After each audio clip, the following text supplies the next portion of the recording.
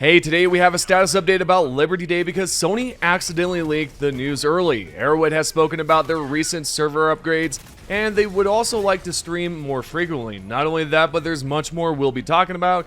If you'd like to support the channel, tap the like button below at any point and subscribe with notifications turned on.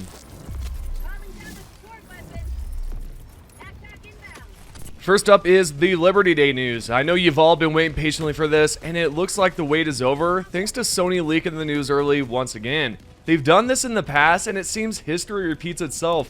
They leaked it by sending out emails and also had it displayed on the PS5 dashboard temporarily. They revealed that they were going to release the original Helldivers 1 armor in Helldivers 2, and there will also be the Constitution rifle with the bayonet that will also be included. We can see right here, this is what it says.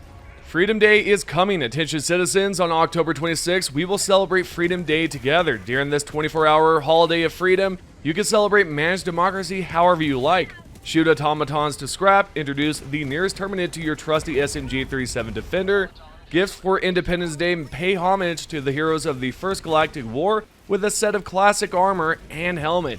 You also get the ceremonial weapon, so you can spread the gift of the controlled democracy one bullet at a time.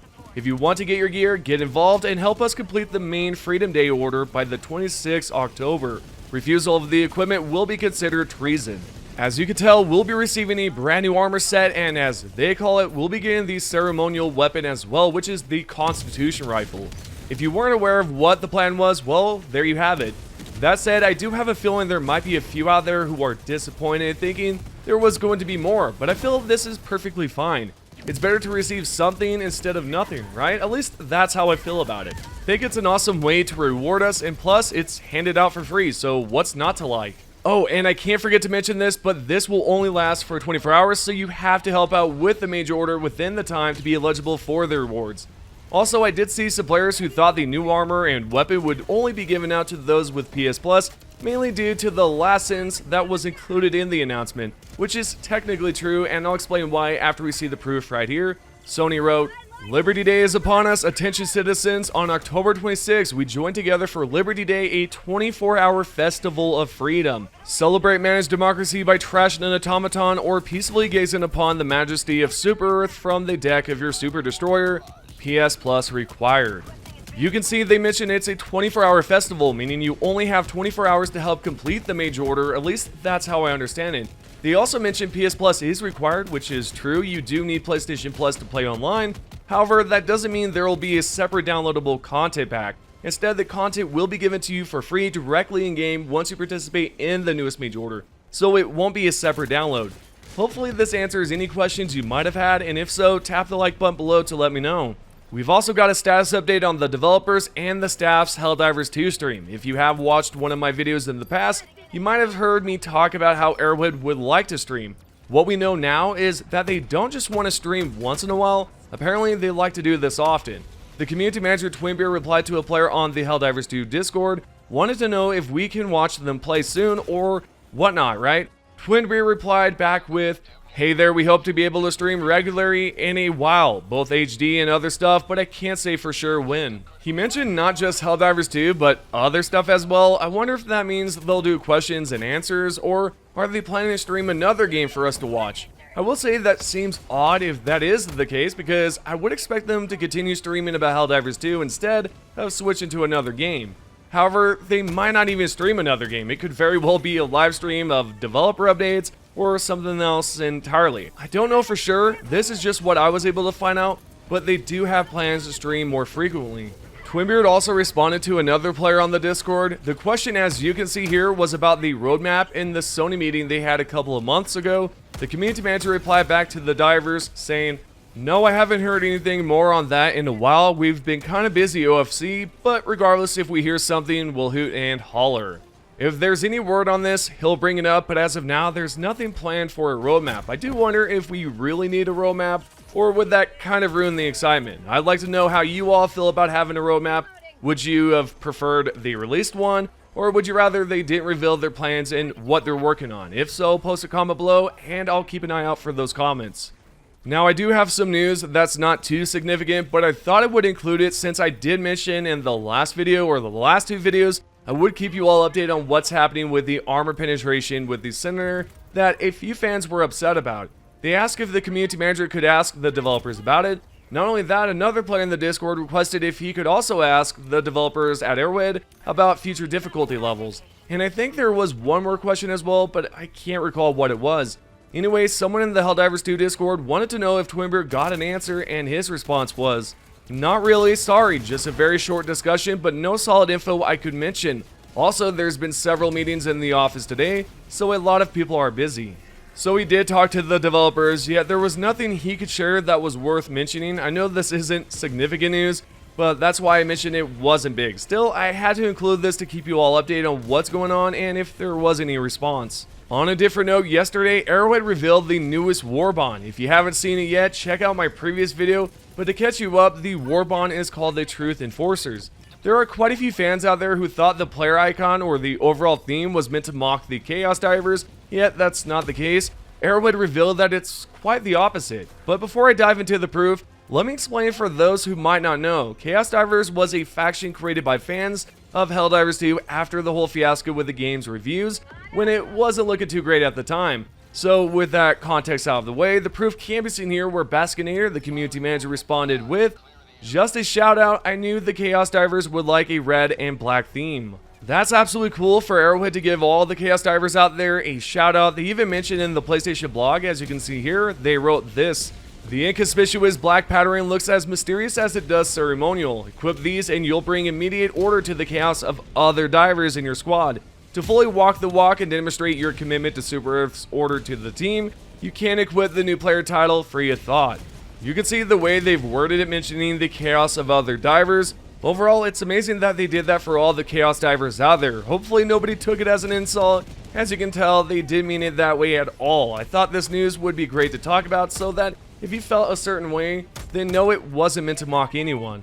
Alright, I'd like to update you all about the server situation. The reason behind the recent disconnection issues as of late is that the developers were upgrading the servers at the time, and apparently Helldivers 2 or something didn't respond well to these upgrades, leading to things not working out as planned. The support team member Roberts replied to a member and said, "Some things didn't like the upgrade, so they reverted back pretty much immediately, so no user impact should be happening right now. Any connectivity issues will be troubleshooted as normal." This is why there were so many connection issues. They were trying to upgrade, and for whatever reason, it just didn't work out too well. It would be great if the upgrade has the capability of fixing the issues that a few of you are having, which includes some players not being able to connect with others, or, joining random lobbies on the Galactic War map.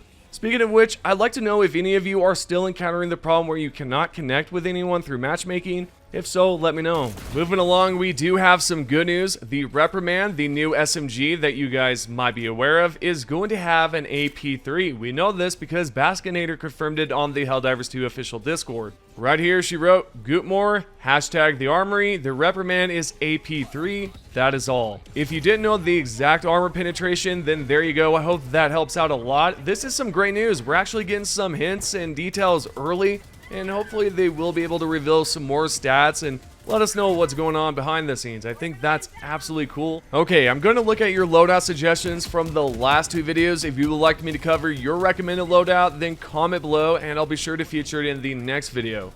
The first one is from a subscriber known as the Nomad8732, and the loadout is named the Democratic Corps of Krieg, which you've described as a reference to Warhammer, and that's awesome. The primary weapon is the counter sniper, which I don't use often or at all. Now, after using it, I was quite impressed. I was able to shoot these skulls on the bots easily, and that was quite satisfying.